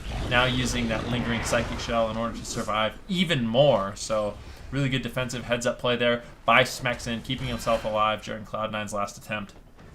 I gotta say, what Smexon is doing so far in this game is amazing. He's not only playing his class super well, but he's always attacking whoever is the caster that's closest to his healer. Anytime anybody gets close to Gorecki, he chooses to go for that person. Right now, you're gonna see Wealthyman's gonna blink off, and he is close to his healer, so right now he just wants to try to get some damage going, but Thug taking a lot of damage here. Double Mortal Coil coming out. Fear gets counterspelled there by Chanimal, and now Chanimal is the one closest to Gorecki, pushing in for CC. Thug is gonna, Smexon is gonna swap over to him, building up that pressure. In terms of mana, they are doing phenomenally. In terms of cooldowns, there's going to be a period now where Thug could be exposed. Needs to be careful. He might have to use his Unending Resolve. If he tanks too much damage here, there's no Life Cocoon on Gorecki. Any CC on Gorecki, and it will be Thug's cooldowns, but that Vitality Conduit from Gorecki doing a great job here, keeping him alive. Cubsy looking to drink, putting up his port in the middle, rolling back, and now I think he's drinking in the starting room. We're going to keep an eye on his mana. Yeah, it is going up rapidly. He's going to port back now to the open, and then presumably throw a Life Cocoon or just heal Wealthy Man, get him back to full. Cubsy, realizing that the enemy team playing a little too defensive, snags a big drink, and then puts his team back in the fight. Great job. All right, beautiful play by Cloud9, setting themselves up for success deep into dampening. They're one of the few teams that still consistently make this Mage, Warlock, Monk work. We see other teams trying to pick it up. Dendy, unsponsored, but Cloud9 seem to be the only ones having success with it still and almost exclusively running it. Definitely MVPs of this composition. It's what allowed them to dominate both North American or both lands as well last year, winning both with this. Although with Druid now adopting in the Monk during the Monk meta, and they could be equally unstoppable in 2020. Can Space Station Gaming do anything about it? Double stunned during their setup. Double fear, though, by Smexon. Good setup. This needs to be a cauterize from Wealthy Man. He blinks away. He pops Combustion. He's trying to scare Smexon away, but Smexon isn't afraid. He Spell Reflects during the Combustion. Switches back to Chanimal now that Wealthy Man was baiting him out in the open, but Wealthy Man is getting 1 Greater Pyroblast. He's getting 2 Greater Pyroblasts. Well, you get Stormbolt on the 3rd one, but 2 is usually just lethal, so very scary moment there for Smexon. He makes it out alive again. Greater Pyroblast being channeled. Wealthy Man playing that Bazooka Fire Mage. Greater Pyro going to be one of the main points of contention. They need to try and stop as many as they can. No pummel available. Spell Reflect gets baited by Wealthy Man. Now looking for the Greater Pyro again. He counterspells Thugonomics during Dark Soul, stopping a lot of the damage. He's line of sighting at the ramp, avoiding Thugonomics. Cubsy trying to pick him up, blinks away as Thugonomics pushes forward. Life Cocoon going to respond for the Greater Pyro. Vitality Conduit going to trade for the Stormbolt. Both sides equalize, and we're getting to that 50% mark where things start to get spicy. They get real spicy really quick, and there's a full polymorph onto Gorecki. He does have his trinket, but Thugonomics interrupted. He could definitely be in a little bit of trouble. Right now, he's way out of position. Warbanner drops down to avoid crowd control. Vitality Conduit lands from Gorecki, immediately topping off Thugonomics. Even in 50% dampening, that is insane healing coming in from Gorecki. Great job by him. Smexon, though, low, using his Spell Reflect. Might have to actually run away. Gets pinned at the pillar. Charges into Wealthy Man, trying to avoid a Greater Pyroblast. Good backup with the Spell Lock there onto Wealthy Man, and that will slow down the damage enough. But it is at this point in the game where Cubsy is full mana, Chanimal, Wealthy Man. They're just looking like tanks with full versatility. Big combustion coming in. Smexon could be in big trouble. Wealthy Man just chucking in the Pyroblast over and over. Mortal Coil comes in. Thugonomics doing everything he can to get the peels. And it looks like Gorecki does manage to get the Life Cocoon, but Smexon, he cannot just allow Wealthy Man and Chanimal to walk all over his team. He needs to push in and get the damage rolling, and this is what I'm afraid of. If Smexon has to play too defensive, they will ultimately lose this game. They have to basically put it to Cloud9 and really get aggressive here. Yeah, and that's the thing. It's very hard to do when you have two wizards spamming CC, but now they're going for an attempt here. Full fear onto Cubsy. Wealthy Man taking a beating here, but he is going to get that life cocoon. Now Smexin going to just chop through it. Wealthy Man still quite low, but you see how he's positioning further and further back from Gorecki, forcing him to go out in the open, allowing Chanimal to help him out by positioning like this. And now all of a sudden, Wealthy Man trying to get some greater pyros of trying to create some pressure, but while he's going through, you know, the Spell Reflect, the Stormbolt, the Spell Locks, you can see what's happening to Chanimal, and this is where the Warrior starts to shine. You just swap between them. You're going to take a little amount of damage. You have a lot of disruption, and you have a lot of unavoidable damage. You have a perfect map to do it on. If Space Station Gaming can't win this game, I don't see them winning a single game in this series. Well, actually, they're going to lose the series if they lose it, so, but still. 60% dampening.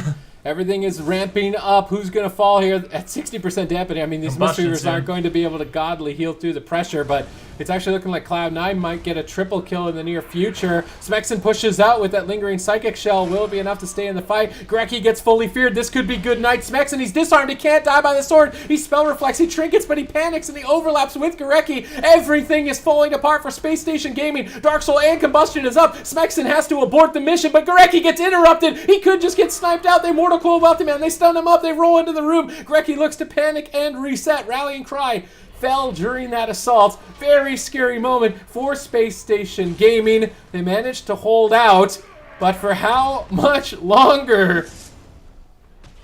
I really don't know at this point. I don't think Gorecki can heal through this. Wealthy Man still has Cauterize. He still has Ice Block. Gorecki struggling. 65% dampening. Smexin's health is not going up. He's caught into a full stun. Any damage. The Life Cocoon is looking like a Power Word Shield at this point in the game. Thugonomics gets interrupted once again, and if they just focus all interrupts, Counterspell, Spelllock on Thugonomics, they deny his damage. Although Thugonomics is getting some Chaos Balls, this could be Cauterize. Wealthy Man, he holds on. It's the Life Cocoon coming in from Cubsy at nice Temporal Shield as well. Smexin continuing to push forward. Can't die by the sword though. Unfortunately, he gets disarmed. Nicely done there by Cubsy. Wealthy Man's health is not going up. Cloud9 completely no mana left. Gorecki almost no mana left as well. Anyone could fall at any moment here, Zico. Yeah, big plays there by Smexin, reflecting one of those greater Pyroblasts back onto Wealthy Man, almost taking him out. Now turning his attention to Chanimal. Chanimal has nothing. Full Dragon's Breath onto Gorecki. Smexin could go down. Chanimal as well. It's a race to the finish. Who's going to go down first? Cubsy channeling out the heals. He gets paralyzed. Chanimal is going to go down. Can Wealthy Man find the cross? He's got the combustion up. He gets feared. Beautiful Life Cocoon there. Is going to keep Smexin in the fight. Cubsy gets spell locked. Wealthy Man has his Ice Block, but I don't think it matters. So he's just going to leave the game. And at 72% dampening, Space Station Gaming puts a point on the board with that Arms Warrior on one of the smallest maps in the game and takes us to game 4. Wow, dampening's higher than my IQ. Truly incredible stuff going on there. But the thing is we are going to have this series get extended just a little bit more. What were the big differences that actually allow that to happen, though, Zico? What are the biggest differences in your mind between this game and what we saw a little bit earlier in the series? It's just the thing about the Warrior that's so good into the Fire Mage is if you go on the teammate of the Fire Mage later on in dampening, when, you know, the Destro Warlock doesn't have that much healing passively from his Soul Leech and everything, you have to go through a lot of things. Like when you're on that Warlock, you don't necessarily need to use your Stormbolt on him. He's not going to kite you like a Mage would, right? So you just Stormbolt the Mage, you throw out the War Banner if he's going for CC, you can throw out the Spell Reflect, you can Blade Storm if he's trying to pull you and peel you, and then when you have no more buttons left, you just run out of there and you just play it safe, you attack whoever is closest to your healer, and then you just keep doing that. Eventually, you are going to have enough pressure to win. With that said, that was not convincing at all. I think I underestimated just how powerful stacking Versa actually is because these wizards took 0 damage. Yeah. It's crazy seeing just how beefy these boys truly are. Well, I was going to say, one thing, we talked about maybe seeing some mage locks yesterday in Europe, but I think most of the mages were, you know, they're like, you know what, Greater Power Blast, it's really fun to have, like, haste. You know, we're going to get some haste proc, some haste percentage, but turns out just being immortal is even better than that. So it doesn't, you know, as long as you're not dying, you're going to do more damage than a dead mage that has haste. So versatility obviously really showcased here. Just want to talk about some of the differences between the Windwalker Monk and the Arms Warrior. I mean, we highlighted some of them, but I think one of the big downfalls for a Windwalker Monk against a composition like Mage Lock is you're really reliant on your mirror images to do damage and your Fists of Fury, which is a channeled ability. If you use your images, you use Fists of Fury and you get Dragon's Breath, all of a sudden your damage output gets really, really mitigated, or you get Shadow Fury, or you get Feared, or you get Polymorphed. Whereas for the Warrior, when he wants to get aggressive, he can use his Reflect, his Blade Storm, a lot of the damage coming in from even just his Mastery, the bleed that is applied through his Mastery. It's unavoidable damage, so it's a little bit more difficult at that very dicey point of the game to completely slow down Smexen, whereas you can kind of pause Chun-Li's damage a little bit more, so that's why I'm a fan of the Arms Warrior. But I am absolutely horrified here for Space Station Gaming having to go to Tolvaron Arena, because I would be willing to bet almost anything that's going to be the next map. Yeah, it seems like going to a large map here definitely makes a lot of sense. And Sid, for anybody who's just tuning in midway through this series, why is that such a scary endeavor to go to a large map in this particular matchup for that team? Well, Cloud9 have missile launchers, and the only way you can avoid the missiles is either to interrupt them or line of sight them. On Tolvaron, the missile launchers can pull you out into spaces where you can't run and you can't line of sight. So when one team has 2 missile launchers and your team only has 1, not an arms race that you really want to take. Ironically, with the Arms Warrior. Yeah, nice. Well done. So We are going to Tolvaron, by the way. It is 100% locked. This is where I'm wondering if they'll out, try a Destro Ellie, or they double down and play Windwalker Warrior. Because the pressure that Smexen got on that last map, because he could hit 2 targets really easily, is not going to happen on Tolvaron. So they either need to double down on double melee or double down on double caster, I think. Maybe we see Chun-Li come back, but they've only got 10 seconds left. I want to see the Elemental Shaman. I think it could be good. I think Sid, I don't always agree with his picks, but I think that he was maybe onto something with that. They are going to go with the same composition, but a Warrior on, Blackrock Hold versus a Warrior on Tolvaron Arena, I think it's going to be a world of difference. I'm really worried for Space Station Gaming here. Yeah, they're bringing the Warrior again, and like you said, not an arms race that you necessarily want to be in. We're going to have to see what Cloud9 locks in, but Zico, I feel like it's pretty obvious here. Yeah, I think we're going to see Mage lock Mistweaver. Maybe they want to go Frost Mage. That's the only thing I could really see, making them take so long. Maybe they just need to go to the bathroom or something. But most likely we're going to see a Mage and a Warlock going up against Space Station Gaming. And the biggest difference here, of course, is what we were touching about on that last series. The Warrior needs to, go out while he has Reflect active, while he has Stormbolt ready, all of those 30 or 20 second cooldowns. He can stay out and basically avoid taking damage and, ramp up his bleeds, get his Mortal Strike out and start creating some pressure. As soon as those are out, he needs to leap back to safety. Problem is, you're in a desert, there's no mountains, you're just surrounded by sand and Chanimal. What do? Yeah, you just don't really have that much to work with here. I mean, if Space Station managed to win this, I still think it's a hard series to win, right? I mean, they're in a situation where they really just they have to do the unthinkable in the series at this point. They would really need to be able to go to these large maps twice. I have a question for Venruki. Do you think Wealthy Man should be running Greater Pyro and Short Combust? I do, yeah. It's actually it's a really, really fun build. Yeah. And basically, I was gonna say, not only that, I actually like to see him play Lucid and Bracers. I think he should be playing the Mechagon Bracers. I think he should be playing Lucid Dreams. I think he should be playing Short Combust and Greater Pyroblast. I know that is probably confusing for a lot of you, but I think his combustions could be way scarier, especially 30-40% dampening than they are. Basically, then Ricky's agree. just saying they make the biggest cooldown possible, right? You run the Lucid, you run the Bracers, you're going to be able to reset an ability that's going to allow you to get more instant cast Pyroblasts off, right? So it's something that's going to be really powerful. Well, yeah, I mean, the scariest thing as a mage when you run that build is against anything that can dispel, because if you're playing the Mechagon Bracers, if you're playing Memory of Lucid Dreams as your major, and then you're running the 2-minute combust, it becomes horrifying if it just gets dispelled. All of a sudden, you put so many eggs in this one basket, and that basket gets thrown against the wall, and you all of a sudden get no value from it whatsoever, unfortunately. So, but on the yoke. Yeah, exactly. But against this composition, the only thing that can potentially happen is a devour on combustion, but that is extremely unlikely.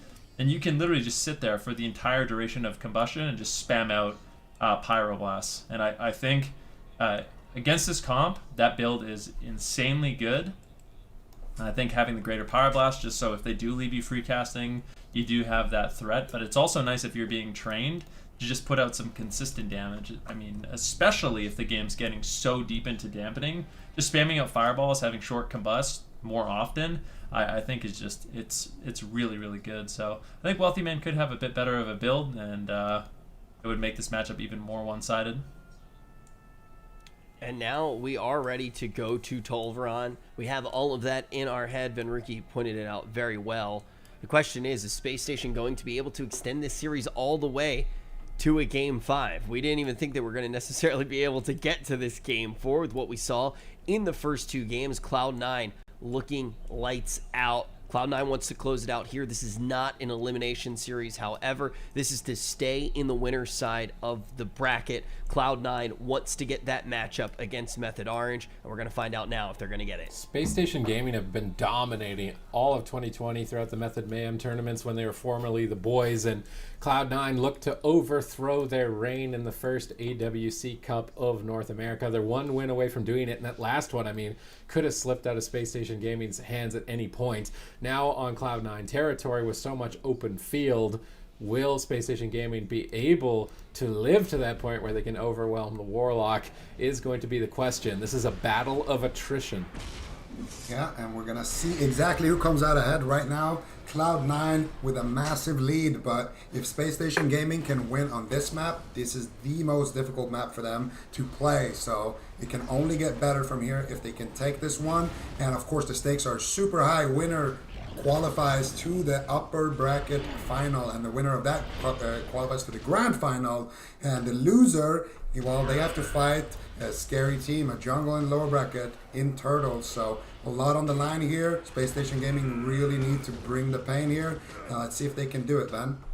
We are going to find out relatively soon who is going to take this game number 4. Thugonomics taking a big burst damage early on in the game, and with the way Wealthy Man and Chanimal are positioned, Thugonomics really has no choice but to come off the pillar if he wants to do damage. He can't just leave Smexon in the open by himself, so he has to push off the pillar, and that's when he's going to be susceptible to getting feared, polymorph, counterspelled, kind of abused by Wealthy Man and Chanimal in this matchup. But things aren't looking too bad for Space Station Gaming so far. Smexon's been having heavy uptime on his targets, but I just feel like it's a matter of time before Wealthy Man and Chanimal, their free casted damage is going to really be difficult for Gorecki to deal with.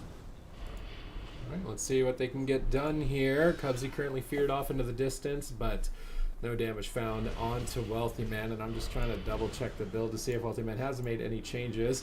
He's running, so he was running Klepto last game. This time he's playing Flame Cannon. That's one difference. What do you think of Klepto? Klepto is usually good, and every time you push in, you kind of just want to Klepto all the hots. You don't really like playing the normal spell steal as a fire mage. You go completely out of mana in just a few attempts. So it's pretty standard to play Klepto, but on this map you definitely want the Flame Cannon for the extra range. And we see a big attempt here. Sheep onto Gorecki. Thug might need to use something. Gorecki with that Thunder Focus T going to be immune to interrupts and get Thug back to full HP there. But honestly, if Space Station Gaming can just stay out and just get have at least a little presence on the map, for now that's pretty much all they can hope for. Try to not fall too far behind, try to not expend too much mana, and just stay in the game. Later, that is when the win condition happens for both of these teams. Yeah, I think the one nice thing, just to touch on what you all were saying about Kleptomania, is just it's really nice if you're combusting to immediately remove Nether Ward if Thugonomics is your main target. So now it's going to be down to chance. I mean, if Wealthy Man wants to use his combustion onto Thugonomics and he uses Nether Ward, it's not going to be a 100% chance to remove it. But I don't know if it really matters. I mean, Thugonomics has just been taking a beating every time he comes off the pillar. And you can see Smexon is just getting dragged way into the open. And as a result, I mean, Thugonomics, I think what he should be doing is just attacking the closest person he can. Like, just have multiple pressure points in the map. Don't overextend and necessarily have to go on the same target as Smexen.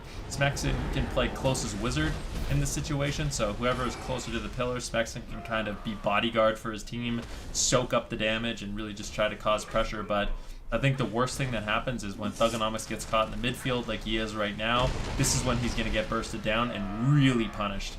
Yeah, we got the conveyor belt of wizards right now. Smexen's buffet. He's just grabbing the closest one and trying to eat it as quickly as possible. Chanimal currently closest and not out in the corner, but gets feared away, so he's going to tickle Wealthy Man, charge him on his blink, pummel his pyro, double mortal coil down the mortal coil. Did you want more mortal coil? Because here's more mortal coil, 4 at the same time. Neither team going to get anything done during that moment. Wealthy Man taking quite a bit of damage. I mean, Cubsy's going to have to life cocoon seemingly out of nowhere. I mean, this is Dark Soul, wasn't any crowd control. Kind of a scary moment. Wealthy Man repositioning towards the starting room, looking like he wants to pull Smexen out of line of sight in that starting area, but the way that Smexen's conveying between Chanimal and Wealthy Man means that they're actually stacking up quite frequently, and Smexen can get that deep wounds on 2 targets, get the rend on 2 targets, stack them up for a double intimidating shout, go after the mage, Nether Ward the Greater Pyro. Beautiful combo of spells. Basically a perfect setup, but not really even able to dent Wealthy Man. He's going to immediately recover thanks to that trusty Vitality conduit. And now Smexen's overextended. Life Cocoon to trade from Gorecki. He's using Life Cocoon to keep Smexen out there, keeping up the fight basically, and trying to max out their damage to win on mana. But I don't think either healer has really spent mana before dampening in any game, so we're going to have to get to that 50% dampening point. I think that's the break point for these teams when everything starts falling apart. Yeah, we'll see if we can make it there. Right now, I gotta say, Cloud9's positioning is quite awful. Like, you don't want to play triple wizard on top of the biggest pillar. This is exactly where Spacestation Gaming want them. You can afford to do it right now because it's still very early on in the match. You're not really under, heavy fire at this point.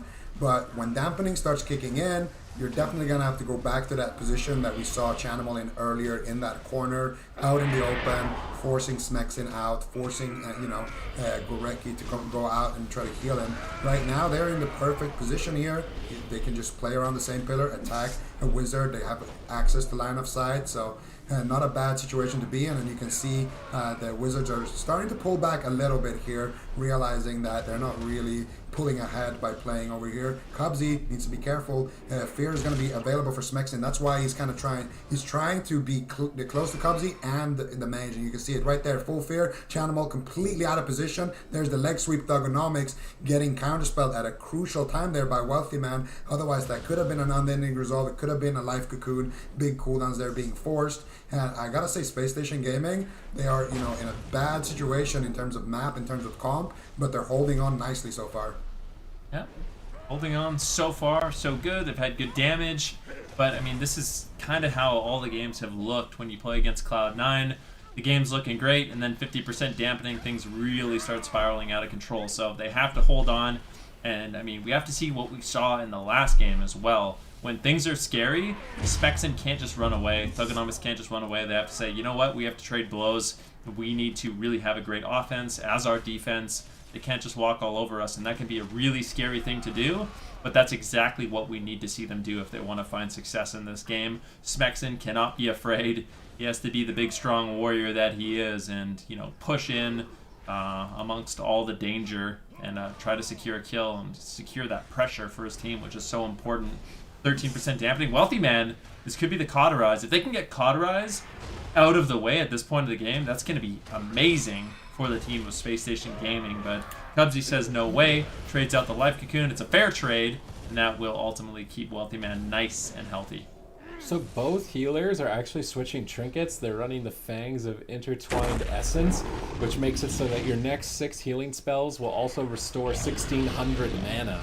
So they're really maxing out on that mana efficiency, along with the Obsidian Claw for Cubsy. Gorecki not going for the Claw, though, still running the Voodoo Totem. Doesn't want to risk getting interrupted and end up dying, so the Voodoo Totem is going to be a good answer to that situation. But I feel like I've not seen the Fangs of Intertwined Essence very often. They're both opting for Full look mana at, efficiency. look at their mana right now. Yep. It's 20% dampening, and neither one of them Full have mana. lost any mana. The game could have just started at this point for both these healers, so it's definitely interesting to see. Mystery Monk's very mana efficient right now. Cubsy still hasn't lost mana at this point in the game.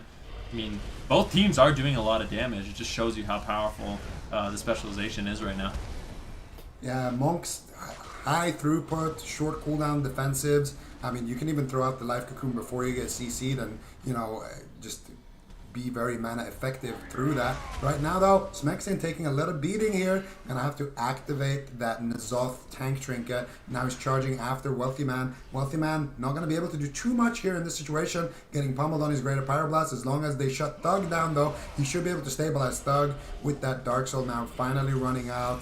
Not going to be so scary. He gets spell locked again. 2 back-to-back spell locks. It's got to be frustrating for him to be playing against these 2 wizards. But now Smexin going back to Chan here, attacking whoever's close to the pillar. Thug trying to fake out the Nether Ward there, but Chanimal not falling for it now. Instead, Thug getting feared, getting a big Pyroblast to the face. Another one. There's the Nether Ward though, and unfortunately, no Kleptomania means that he will be able to reflect that Greater Pyroblast.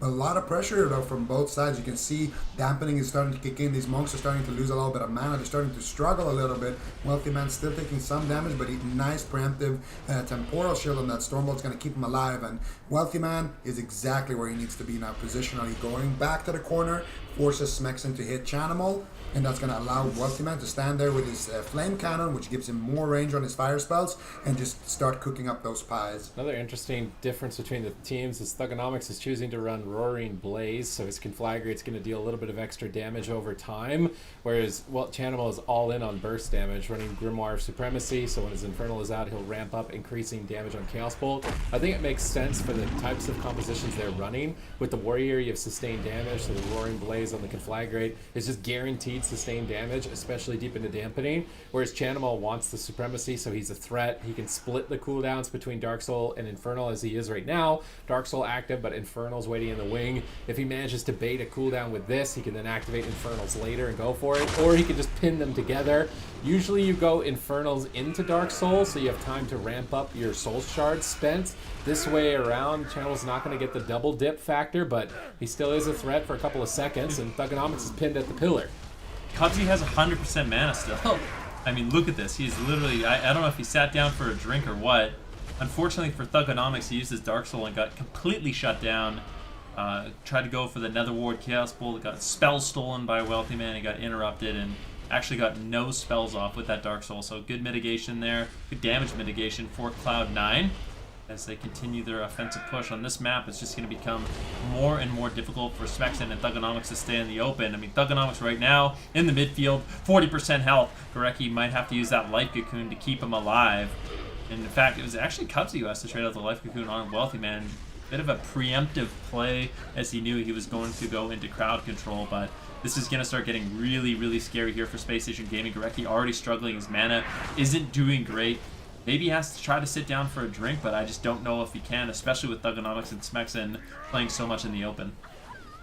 Yeah, I'm not sure if he's going to be able to. He's tried there, right there, but Chanimal was able to stop that, and I don't think he's going to be able to drink, but it's interesting to see, though, if Gorecki can manage his mana and keep it relatively high as we enter the 50 and 60s in terms of dampening. I think that's enough mana in the tank to actually keep his team going until the end, but we're going to see they need to get some offense going here to get a full fear on the Cubsy. Where's the follow-up? No follow-up on that. Chanimal not going to take too much damage. Wealthy Man, though, taking 2 fat bolts to the face. No Life Cocoon here available for a couple seconds. There it is. Cubsy going to keep Wealthy Man going there. And now Chanimal, though, could be an exposed target. If Thug can he reflects the Greater Pyroblast, he gets a fear. He's going for the Chaos Bolts. If he can land a Chaos Bolt, it could be big for the pressure, and it might even allow Gorecki to get a drink, but that Spell Hunter is making it difficult for him right now.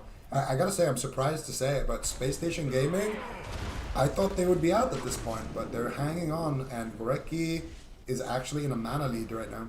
Yeah, if they can get to that 72% dampening as they did in game number 3, they might be able to pull us to a game 5, potentially a reverse sweep. I mean, if they can win on Tolvaron, they can definitely win on Ashamane's. Smexon's substitute putting a point on the board and potentially going to carry the series here. Look at this damage on Weltman, but equally so on Thugonomics. He has to trade on any resolve. He might just die through it. Triple stun here. Counterspell on Gorecki could be game winning by Wealthy Man. Chaos Bolts are flying in and Thugonomics cannot stay afloat.